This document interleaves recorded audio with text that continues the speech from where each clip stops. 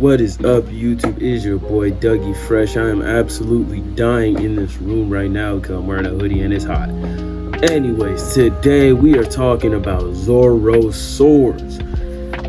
Does this video need to be made? I don't know, not really.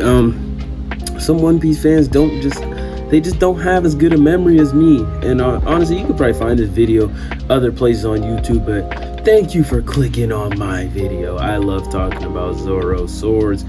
I love talking about Zoro, basically anything that gotta do with him. So, if you enjoy the video, drop a like. If you don't enjoy the video, drop a dislike. Yucky. If you've been lurking, go ahead and subscribe and turn on the post notifications. If you're subscribed without turn on the post notifications, turn on the post notifications. And shout out to the Deku mug. Sipping out that thing. Anyways, let's get into the video. So, let's talk about Zoro's first sword. Wado Ichimonji. If you do not know, Wado Ichimonji is the white blade that Zoro always carries in his mouth. Zoro will have this sword for the entire series because he just has to. He has to become the world's greatest swordsman with that sword. And many people believe he will turn into a black blade, which I also agree with because I feel like he kind of has to, just to bring everything full circle, you know what I'm saying? Anyways, so Wado Ichimonji was Kuina's sword, but it was passed down to Zoro by her father, Shimotsuki Kozaburo. I believe it was confirmed that he was Shimotsuki. But yes, Shimotsuki Kozaburo gave Zoro the sword after Kuina tragically. And Zoro has carried the sword with him ever since in order to accomplish her dream and his dream. And it is a very beautiful sword. Unfortunately, I don't have it. I only have two of Zoro's swords, but you will see them later on in the video. Actually, you're gonna see one right now because I'm getting ahead of myself. Actually, I forgot to mention that Wado Ichimonji is an Owazamono sword, which means it is one of the 21 great swords that exist in the One Piece universe. How could I forget that? That is a very important detail. Now we can move on to the next sword, which is Sandai Kitetsu. Now, this scabbard is not actually accurate to the actual Sandai Kitetsu scabbard, but the blade looks pretty damn accurate and nice. Anyway, so Sandai Kitetsu. This is one of my favorite moments in One Piece. I also really like this sword. I like the design. There's also the Nidai and the Shodai Kitetsu because Sandai is the third Kitetsu blade. But that might be a video for another time. We ain't talking about those swords right now. We're talking about the Sandai Kitetsu.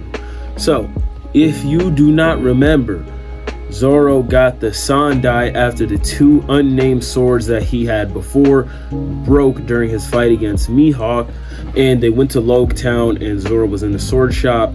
He picks up Sandai out of a random sword bin, and the shop owner, whose name is Ippon Matsu, he basically tells Zoro that the Sandai is a cursed blade and that everyone that has carried the sword has died a tragic death.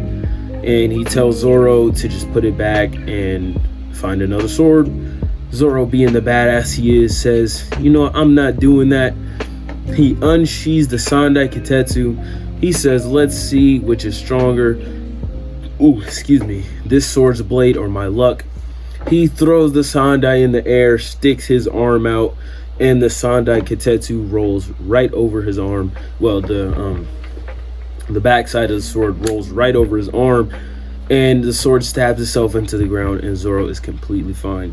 One of Zoro's most badass moments. I don't see enough people talking about this moment. I know it happened a long time ago, but when I read it, when I was first getting through One Piece, that shit got me hard. I was like, damn, that was badass.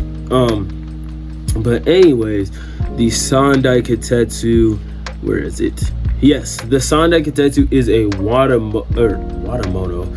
Wazamono sword, which means it is like a graded sword, which means it's better than like regular swords.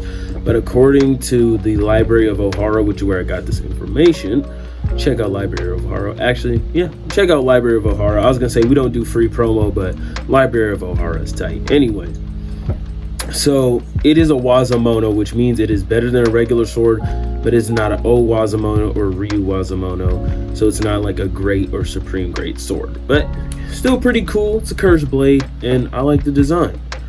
So another sword, which is linked to the Zoro getting the Sandai, is Yubashiri. Now, if you do not remember, Yubashiri is the black sword that Zoro carried around. I'll have images up on the screen for all the swords, so you'll know exactly what it looks like. But the Yubashiri is the sword that Zoro got after the whole Sandai thing, because Ippon Matsu was so impressed with Zoro's feat that he said, you know what, you just built different, dog. Take this treasured sword. I'm gonna give it to you for free. You can have it because you're just that great of a swordsman. And if I'm trying to remember like the events of the story, but yeah, Zoro had Yubashiri for quite a while before it tragically met its end in Eni's lobby.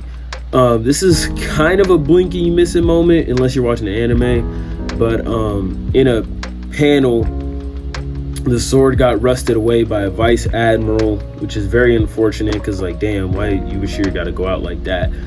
But Yubashiri had to sacrifice itself so that Zoro could get a much better sword, which we'll be talking about in a second. But the Yubashiri is a Ryu Wazamono blade, which means it is one of the 50 skillful great swords. So it's still a pretty good sword. It's just not an O Wazamono or Ryu Wazamono. But speaking of O Wazamono swords, we are talking about my favorite of Zoro's swords, Shusui. Shusui is a black blade with a beautiful red pattern, as you can see in the, what is this? God dang it, I hope I didn't damage it. The hand guard is also very cool looking. Shusui is just a beautiful sword, and I love it so much. I'm honestly so glad to have this in my possession. Anyways. So, Shusui, Zoro got this sword from defeating the zombie Ryuma, who was possessed by Brook's shadow on Thriller Bark. Zombie Ryuma basically recognized Zoro's strength and said, you know what, I think Ryuma would be okay with letting you have this, so here you go. And threw the sword to Zoro, and Zoro used it ever since. When Zoro first used it, he made sure to like point out that Shusui was heavier than like the swords he had before, and I think that might have something to do with Shusui being a black blade. But segueing into the next sword, Shusui is a very famed blade in the land of Wano because it belonged to Ryuma, and Ryuma apparently used it to cut off a dragon's head, so that's pretty dope. Zoro didn't use it to cut off a dragon's head, but he did some work. Shusui is an O Wazamono grade sword, and it is just very beautiful, and I love it so much. I'm gonna just keep it for the rest of the video because I don't have the next sword. I don't even know if there's a replica out of it in the way that it actually looks. But the next sword we're gonna be talking about is Enma. Now, we all know how Zoro got Enma. Basically, Hiyori was like, please give Shusui back to the land of Wano, because ever since we lost this sword, shit has been going wrong. And also it's just kind of a respect thing, because like the sword was stolen from Ryuma's grave, and she was basically like, I can give you a better sword, which she did indeed do. Enma is a beautiful purple sword, and it has the ability to draw out a user's haki very forcefully. Someone that is not skilled enough to wield it will die and will be drained of their haki.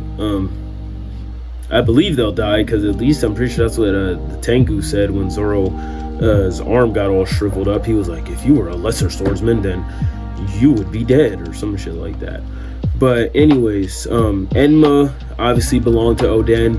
Oden was the only person to tame Enma, as stated by Tengu, besides Zoro, because Zoro's that dude. Zoro is that guy, pal. Yeah, I don't have too much to say about Enma. It's just obviously a very powerful sword, and it is an O Wazamono grade sword. So I'm pretty sure, let's see. No, because Sandai is not an O Wazamono. I was gonna say, I'm pretty sure Zoro has all O Wazamonos right now, but he does not. Do y'all think that Zoro will get rid of the Sandai Kitetsu for the Nidai Kitetsu? I know that's like kind of going off topic, but especially in the beginning of Wano, I was like, why would we just see the Nidai Kitetsu like that? I mean, I don't know if something would happen to the Sandai to make Zoro be like, oh, well, now I gotta replace it. Or Zoro would just be like, shit, I might as well take the upgrade. But Zoro could possibly leave the land of Wano with Wado, Nidai, and Enma. And that's a pretty good lineup in my opinion. I'm very sad to see Shusui go, but Enma's cool too. I like the purple color that it has. But anyways, I'm just rambling on at this point because swords are fucking dope. But if you liked the video, go ahead and drop a thumbs up. If you didn't like the video, drop a dislike. If you're lurking and you haven't subscribed, go ahead and subscribe. If you're lurking and you're subscribed and you haven't turned on post notifications, turn on post notifications. Shout out Dekumug, because that's what we be doing out here. It's your boy Dougie Fresh. Peace. Don't wear your hoodie inside when it's hot. I don't recommend it.